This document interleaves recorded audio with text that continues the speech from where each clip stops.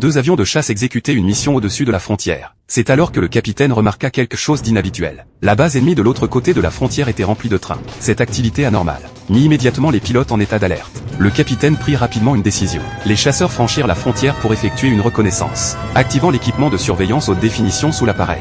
Des dizaines de trains étaient stationnés sur les voies, chargés d'énormes quantités de fournitures. De toute évidence, il s'agissait d'une mobilisation militaire ennemie. Pour approfondir leur investigation, les deux avions continuèrent à avancer. Mais leur incursion fut rapidement détectée par l'ennemi. Le capitaine, souhaitant confirmer davantage, risqua un vol à basse altitude.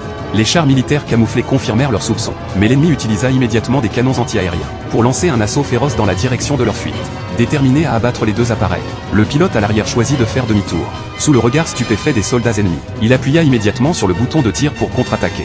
Bien qu'il ait réussi à perturber l'assaut initial de l'ennemi, cela ne fit que déclencher une réponse plus féroce. Incapable de résister à une confrontation directe, il pilota immédiatement son jet dans un canyon voisin, mais son appareil fut tout de même touché. Heureusement, les systèmes de bord restèrent fonctionnels, et il réussit à échapper à la portée d'attaque ennemie. Le capitaine arriva également de l'autre côté du canyon, utilisant ses compétences exceptionnelles de pilotage pour manœuvrer à travers une crevasse étroite. Ce que l'ennemi n'avait pas prévu, c'est que les deux pilotes ne cherchaient pas à s'échapper, mais plutôt à stopper leur mouvement militaire.